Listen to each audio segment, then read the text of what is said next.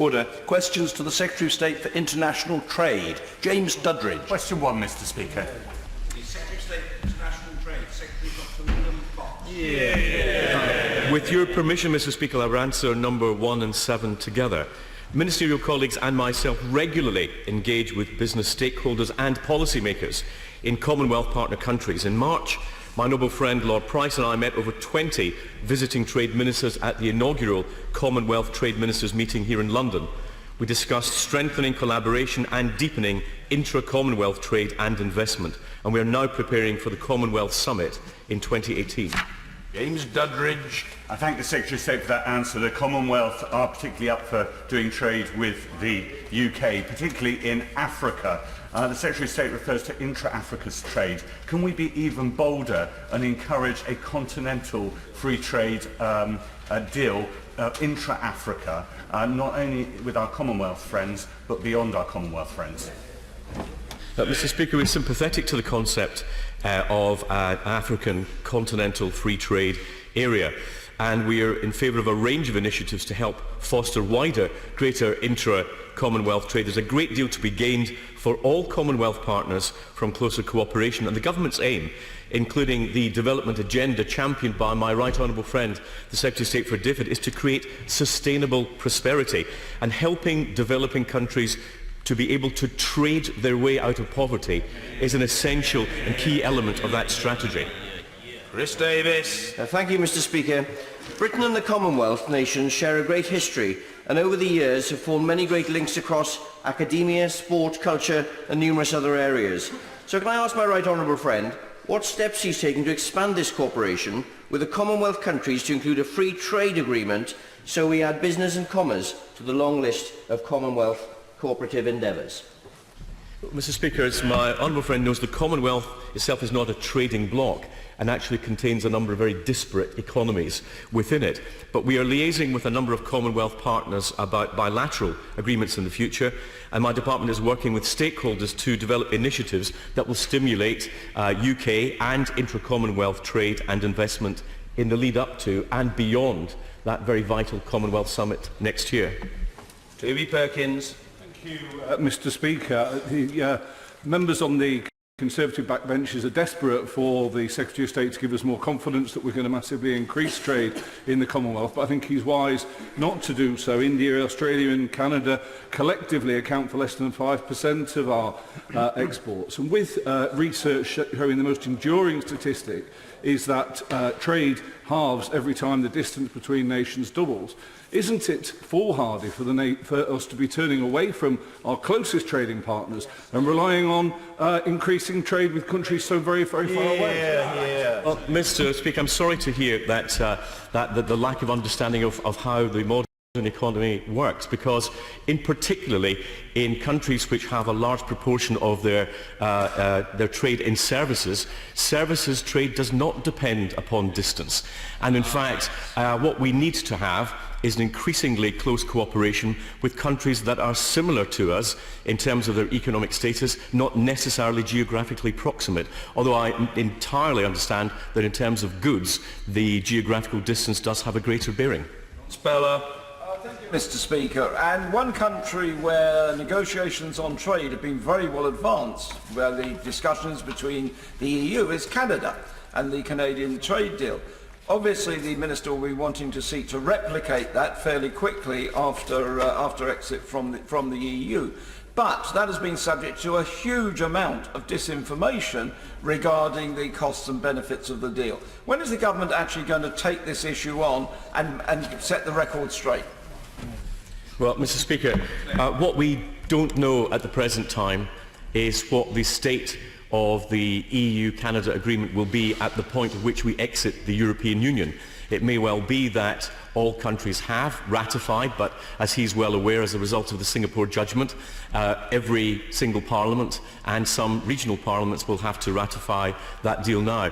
If the deal is not ratified at the point we leave the European Union and has only provisional application, that has no basis in UK law, in which case we will have to have a fallback position of either using that as the basis for a future UK-Canada agreement. Mr. Speaker, I think the potential for trade with Commonwealth countries is very exciting, growing economies, strong economies. But every time I open a newspaper or listen to the radio or TV, the story is done very negatively. It's going to be impossible for us to do these trade deals. Does he feel that it's both wrong and undermines the work that he's doing? Well, Mr. Speaker, it does appear that some elements of our media would rather see Britain fail than see Brexit succeed. I cannot recall a single time in recent times when I have seen good economic news that the BBC didn't describe as despite Brexit.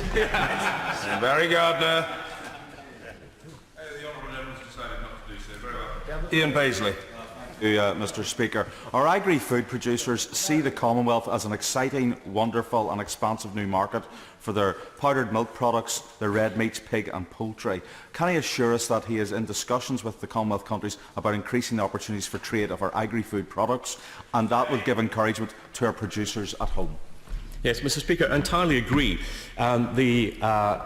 To underpin the confidence in the agricultural sector, they need to know that there are increasing markets out there. And certainly one of the key roles of the government is to help our agricultural sector to have that confidence which they will require for investment.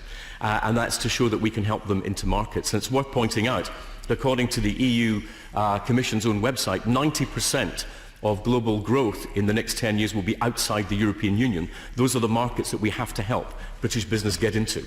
Geoffrey Clifton Brown. Number 2, Mr. Speaker. Thank you, Mr. Speaker. The Department of International Trade provides market access, support and advice to UK businesses, both in the UK and to 109 countries overseas. Through the GREAT campaign, we build the global appetite for British goods and services and give UK companies access to millions of pounds worth of potential business through the digital services offered on the great.gov.uk digital. Clifton Brown. I thank my honourable friend for that answer. It's a great tribute to his department that in its first year of its operation, ONS reports that exports are up by a huge 7% to 548 billion. Does he agree that with this increase in demand for British exports, UK Export Finance, with its widened role, has an important part to play in that? Well, my honourable friend is absolutely right to raise this, and can I first of all thank him for his work that he does on the All-Party Parliamentary Group for Trade and Investment. But he is absolutely right. The Department of International Trade needs to provide a suite of services, and that includes UK Export Finance. It's worth bearing in mind that some 7,000 businesses have been helped by UK Export Finance, that the appetite for risk has been doubled, and we've now increased the number of currencies that we can use from 10 to 40, from the Australian dollar to the Zambian kwacha. This is part of a very, very wide range, and we have been successful so far. Mr. Barry Sherman. Mr. Speaker, this front bench team must know that a silly attack on the BBC cannot be used as an excuse for policy. This is a Secretary of State, Mr. Speaker, who's refused to meet the All-Party Manufacturing Group. But can I tell him, from the manufacturers I know, they have no confidence in the Secretary of State. He is living in cloud cuckoo land. They think he's not competent, and they want his resignation. Well, I'll take note of his comments. Dr. Julian Lewis. Can the Minister explain what steps the government's taking to ensure that following our departure from the European Union, our export manufacturing businesses don't face high tariffs from other nations? Well, the Department of International Trade is embarking on a series of talks, both from the World Trade Organization to individual countries, in order to, first of all, in the first instance, secure that we have continuity of businesses with countries with those countries we already have agreements. But this is I speak as a Remainer on the campaign side, but this is a fantastic opportunity for us to be able to forge those new trade deals going forward and take advantage of the opportunities that the Brexit presents. Tom Brake. Mr. Speaker, for many British businesses to grow their international trade, they need to be able to call on the best possible members of staff. What is the Minister going to do to ensure that freedom of movement for those businesses is retained, and what is he going to do to ensure that investment that they get through initiatives such as Horizon 2020 is still available to them? Well, it's always been the case that the government has had an open, sort of not an open policy, but a mature policy with those people that come from outside the European Union. And it's certainly going to be the case that Britain will be open to the best and the brightest people in the world who will want to come and work, frankly, in one of the best places where you can enlarge those skills. Mr Lawrence Robertson. Number 3, Mr Speaker.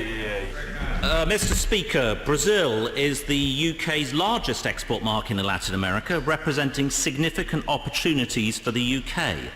My right honourable friend, the Secretary of State, attended the UK-Brazil Joint Economic and Trade Committee last December. And as I saw for myself in March, in Rio, Sao Paulo and Belo Horizonte, both governments are committed to deepening UK-Brazil trade and investment. UK and Brazilian officials continue to work together on proposals for reducing trade barriers for discussion at the next joint committee. I thank the Minister for that response and congratulate him on that work. I was in Brazil last November and have had many meetings with His Excellency the Brazilian Ambassador to London, and while they've not been able to achieve a trade deal with the European Union, they very much look forward to one with the UK. Can he expedite such arrangements as quickly as possible? Well, Mr Speaker, I congratulate my honourable friend on his work with the APPG in the last Parliament on Brazil. I think he makes a very good point, Mr Speaker, and that is this: you don't need to have a free trade agreement to have free trade. Indeed, the EU itself, as I'm sure my honourable friend knows, has no FTA with the world's largest markets like the US, China, India and indeed Brazil. So there's a lot of trade barriers, Mr Speaker, that we can address without having a formal free trade agreement. And this is very much our approach in Brazil, as seen by our joint committee talks and my own visit in March. Mr Tony Lloyd. The Minister will be aware that the barriers to trade aren't simply those that would be covered in an orthodox trade deal. It's the unfamiliarity with local customs, etc. If we're to encourage our small and medium-sized enterprises to export, what practical facilities can be given to open up markets like Brazil, potentially enormous, but at the moment very difficult for the SMEs to access? Yeah, Mr Speaker, I thank him for his question and welcome him back to his place. I have fond memories of working closely with him in previous departments on trade and other issues. I would say two things. He's quite right that the removal of non-tariff barriers and these kind of grit in the system is one of the key parts of our department. And he's quite right to emphasise that it's not just about free trade agreements in the future, it's about removing those practical barriers, which is why my right honourable friend, the Secretary of State, had those talks back in December. In terms of supporting SMEs, the great.gov.uk portal is very, very good. There's very good access to Brazilian deals that are coming up there, and I'd urge all SMEs to go to that portal to be able to access that. Thank you, Mr Speaker. Of course, the Minister could have pointed out to his honourable friend that a trade agreement could only take place with Mercosur because Brazil is part of that bloc. But should an EU trade agreement take place with Mercosur prior to our leaving the EU, it would become one of the agreements the EU currently has with some 50 countries. How does the Secretary of State propose to carry out his manifesto commitment to replicate all of those existing agreements after Brexit, and specifically what legislative instruments does he propose to introduce to that end in the trade bill? Well, Mr Speaker, a lot of these matters will be form part of the trade bill, which will be during this session, as you well know. I think the most important thing is that as we seek a smooth and orderly exit from the European Union, that we seek to replicate all of those existing EU FTAs to provide certainty and stability for our businesses as we go forward to be able to access both existing markets and future markets. Luke Hall. 4, Mr Speaker. Thank you, Mr Speaker. With your permission, I will answer questions 4, 9 and 10 together. The food and drink sector makes an important contribution to exports. In 2016, UK food and drink exports reached 20.1 billion, an increase of 9% from the previous year. This represents some 6.6% of our total goods exports. For the first quarter of this year, food and drink exports reached 4.9 billion, up 8.3% on 2016, representing the highest first quarter export value on record. In fact, I just very gently say to the Minister that the grouping is with numbers 10 and 12. No, there was a question that was withdrawn, and it may well be that the briefing hadn't kept up with the evolution of events, I say to the Honourable Member for Huddersfield, and that should satisfy him. He doesn't seem easily satisfied this morning, but that will have to do. Luke Hall. Thank you, Mr Speaker. I know my honourable friend understands the importance of the food and drink sector to the south west of England. So can I ask what he is doing to promote growth and trade across the southwest? All right. Well, my honourable friends asked a question which I think the answer of which exemplifies the type of tailored help that the Department of International Trade can give.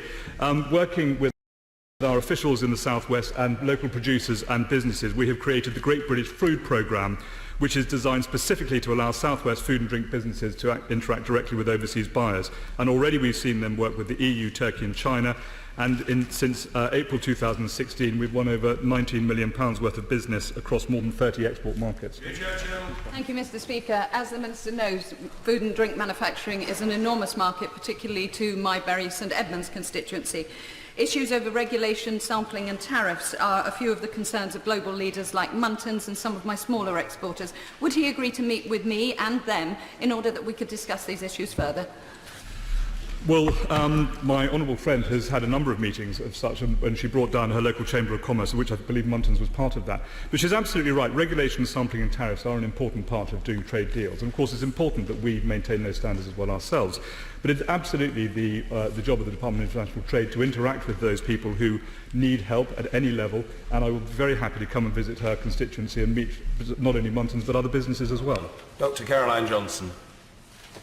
Lincolnshire has a proud tradition of producing food, and the food and drink industry is very important to my constituents in Sleaford and North Wycombe. Can I ask him what he is doing to help the food and drink manufacturers in Lincolnshire with their exporting, please?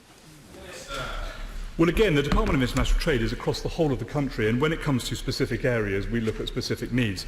The Department of International Trade Midlands Engine Trade Mission in October to Anuga in Cologne, which is the leading international trade fair for food and beverages, is such an example, and will be taking, I hope, members of her constituency in order to try and promote their goods and opportunities at that trade fair. Maskell.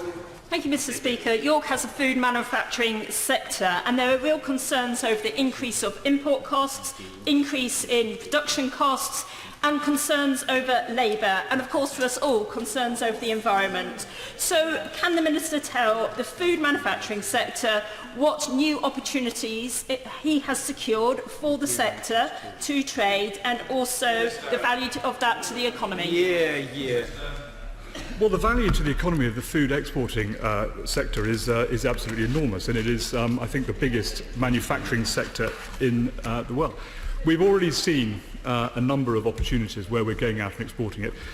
We've seen that trade figures are up some 7%, I think, 7%, and we can certainly give a breakdown of the actual data if you are very happy to write to her later. But it is without a shadow of a doubt that the Department of International Trade is successful in what it does. We've seen exports increase. That is across all sectors. And as I said, I already pointed out earlier that we have seen record numbers in the first... Thank you, Mr. Speaker. Why have the government done nothing to stop Nestlé from moving production from the United Kingdom to Poland with the loss of 300 jobs? The government confirmed this week in a written answer that ministers met Nestlé in April. Nestlé say it would take an investment of £1 million to keep production in the UK. £1 billion to save one job in Downing Street, but they can't find £1 million to save 300 jobs at Nestlé. Unbelievable. Well, there are a number of issues that the honourable gentleman made. Actually, the member for York Central has been working very hard on behalf of her constituents in terms of trying to help with the redundancies at Nestlé's, as indeed has the Department of Work and Pensions, where they've already stands ready to put in place its Rabis response service. We are very happy to meet with Nestlé, and Nestlé forms part of, and I'm very happy to meet them again. Fantastic, thank you. Bardell. Mr. Speaker, Scottish food and drink exports have doubled since the SNP government came to power in 2007, and this has been key in the development of the Scottish economy. What does the Secretary of State think about Michel Barnier's comments that he says frictionless trading goods are not possible outside the single market and customs union? Will he consider a transitional arrangement, given the concerns of the Scottish Food and Drink Federation, the Scotch Whisky Association and the huge reliance on the Scottish economy? Absolutely. Well, look, the Scottish, the total value of Scottish exports is some £62 billion a year, of which £50 billion is exported to the rest of the United Kingdom. I think that is as good a statement as to why Scotland should remain within the union of the United Kingdom rather than the European Union. Ben Bradshaw. More than 80% of the fish caught around the southwest coast and 30% of our lamb is exported straight to the rest of the EU, yet under WTO rules that produce would face very high tariffs. What guarantees can he give that our fishermen and agricultural industry will not face tariffs or any other barriers if we leave the European Union? Well, this is all part of the negotiations that we're having with the European Union, and this is an ongoing process which we will hopefully reach on the end of March 2019. But what I would say is it's absolutely the case that the United Kingdom government is very, very keen to secure a deal with the European Union that sees no change whatsoever to businesses. We want to have as smooth a transition into independence from the European Union as we possibly can, and the interests of fishermen down in the southwest is incredibly important as everybody else. Mr. Speaker, more than £30 million worth of fish was sold through Brixton Fish Market last year, the most valuable catch in England. Will the Minister meet with me and with industry representatives to discuss both the opportunities for expanding markets after we leave the European Union, but also the issues around frictionless trade and smooth transfer across the border?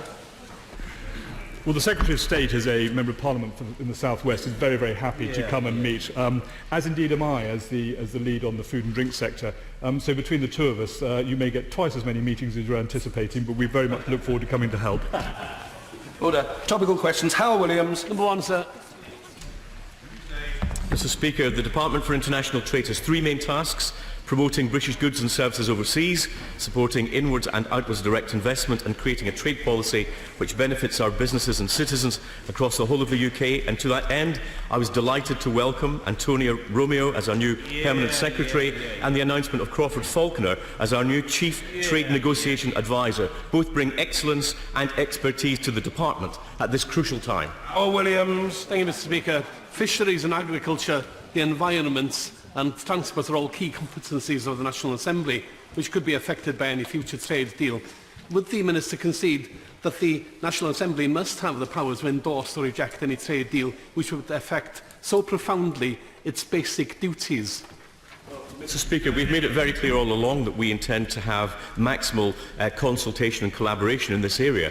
But to emphasise the point, in our manifesto we set out the plans to create a new Board of Trade which will ensure that trade and investment, as we look at it across the United Kingdom, is equally spread as far as we can across all parts of the United Kingdom, the devolved administrations as well as the English regions. Robert Courts. Thank you, Mr. Speaker. As well as an economic opportunity, there is a moral opportunity with trade with the developing world. Could the Secretary of State please tell the House what steps he is taking to support trade with developing countries? Yes, Mr. Speaker, first of all, we've made it very clear that post-Brexit we will continue with duty-free access for the least developing countries, but we do need to look to see whether we can go further than that and whether we can actually reduce some of the burdens, particularly as we leave the customs union and are outside the common external tariff, in a way in which we can stop the distortions on value added, which actually diminish the chance of investment in some of those developing countries. Barry Gardner. In his recent talks in the United States, did the Secretary of State discuss President Trump's initiation of a Section 232 investigation into the effects of steel imports on their national security? What concerns does he have for the impact such a protectionist ruling might have on the UK steel sector and jobs in our steel industry due to lost exports and trade deflection of dumped goods on our markets? Mr. Speaker, we are all concerned about the overproduction of steel, largely coming from China, and what we have seen as possibly unacceptable subsidies into that sector. But any way in which that is going to be addressed needs to be done in a way that is compliant with the WTO rules-based system. And I raised the issue with Secretary Ross and with the Trade Rep, Mr. Lighthizer, on the impact it could have on the United Kingdom, and I think it's fair to say that our views were landed. We now await the publication of the report, which of course has up to 90 days for the President to act upon it. Chris Davis. Speaker, Brecon and Radnorshire is full of excellent small business owners looking to trade with the rest of the world. But many are concerned that trade deals in the UK the UK looks to make with the rest of the world will be focused on big rather than small businesses. So what assurances can my right honourable friend give to small business owners that their voices will not be lost in negotiations? My honourable friend makes an extremely strong point, Mr Speaker. Over 99% of businesses in this country in the non-financial business economy are actually SMEs. Last year we helped over 1,200 Welsh companies, most of which were SMEs. We make sure on a regular basis that we have SME-focused roundtables, we meet with SME representative groups, and of course SMEs can always access our portal, great.gov.uk, which gives important indicators how to improve their exports. Mr Matheson. Speaker, the Secretary of State wants to leave the European Union because he felt that it was undemocratic and unaccountable. So why is he happy for the UK to trade under WTO rules when the WTO is more undemocratic and more unaccountable? Mr Speaker, the two things are not analogous. We operate with the WTO. We operate with the WTO because we believe there needs to be a rules-based system for global trade. And if the WTO didn't exist, we would have to invent it today. Marcus Fish. Mr Speaker, the Yeovil constituency has one of the largest export clusters in the southwest, and it's focused on the rest of the world as much as it is on the EU. What assurance can you give me that we will focus on doing global trade deals and not just the EU? Mr Speaker, my honourable friend makes a very valid point. And of course it's not just about exports, it's also about inward investment. And therefore I can bring the House up to date that at 9:30 this morning we published figures that showed that a record-breaking number of foreign direct investment projects came into the UK in 2016-17 at 2,265, and that safeguarding nearly 108,000 jobs or creating new jobs in the UK. No doubt the usual subjects will describe it as despite Brexit. Jerry McCarthy. Thank you, Mr Speaker. I thank the ministers for the written answers they've given me this week on the EU-Japan Free Trade Agreement. They were at pains to reassure me that existing animal welfare and environmental standards would be maintained. But can they give me further reassurance that we will use this as an opportunity to address with Japan the illegal timber trade and commercial whaling? Well, Mr Speaker, we engage on these issues on an ongoing basis with Japan. Can I just reassure the Honourable Lady, because I know it's very important to her, that the government shares a lot of her concerns to protect animal welfare in free trade agreements. The UK has one of the very best scores on the World Animal Protection Index. We're in the top 4, and it's important that we maintain animal welfare standards in this country, which I have every confidence that we will in future agreements. Andrew Percy. Thank you, Mr Speaker. 10,500 UK businesses export to Canada, 250,000 jobs in the UK rely on trade with Canada, and we're likely to be one of the biggest winners from the EU-Canada trade treaty. However, CETA is imperfect, so what are we going to do post-Brexit to ensure that we do even better in our trading relationship with Canada? Well, Mr Speaker, I think it's a very appropriate question in this, the week of the 150th anniversary of the Canadian Confederation. My honourable friend will know only too well. The UK exported more than $7 billion worth of goods and services to Canada in 2015. We have 5 offices throughout Canada. We remain strongly supportive of CETA, but of course we will look to have a future agreement with Canada at an appropriate time. Emma Little-Pengelly. Thank you, Mr Speaker. Secretary of State, you will be aware that there are very particular opportunities but also some challenges for each of the devolved regions across the United Kingdom in the next number of years in particular. Can you outline what plans you have or what intentions you have to fully integrate the interests of the devolved regions within your strategy, and would you commit to an early meeting of delegations from the devolved regions to outline your engagement moving forward? It's a great pleasure to welcome the Honourable Lady to the Chamber again, and she's already a prodigious and assiduous contributor, but she mustn't, if I may very politely say so, she mustn't inherit the bad trait of her honourable friend, the member for Strangford, of referring to the Minister as you. The word you in this chamber refers to the Chair, and I have no plans to adopt any policies on these matters. She should refer to the Minister. I'm still trying to train the honourable gentleman, the member for Strangford, but I'm bound to say I think his apprenticeship has some distance to travel. Secretary of State. Mr. Speaker, the phrase tricks and old dogs definitely comes to mind on that one. Can I say to the Honourable Lady, she makes a very good point. There are challenges, but there are also great opportunities. And it is essential that we look at our trade and investment programmes across the whole of the United Kingdom. As I said in answer to an earlier question, that's why we're bringing in the new Board of Trade to help ensure that we have that balance. But I can tell her that in the figures that we announced today, Northern Ireland secured 34 new projects totalling 1,622 new jobs. That is a big gain. That is exactly the sort of programme that we want to encourage to ensure that investment goes to all parts of the United Kingdom, ensuring we create an economy that works for everyone. Mr. Peter Bone. Thank you, Mr. Speaker. You will be delighted to learn that the British tie manufacturers export millions of pounds. Could the Secretary of State suggest how this House could help promote the wearing of ties to increase exports? Well, Mr. Speaker, I have to say that I didn't check with my fellow ministers before I came to answer this question, but I suggest that we can lead by example, and I can say that this was made in England. I can't claim mine was, I'm not sure. But I'm sure if they're so popular, it won't be necessary to compel people to wear them. Very good. We shall now move on.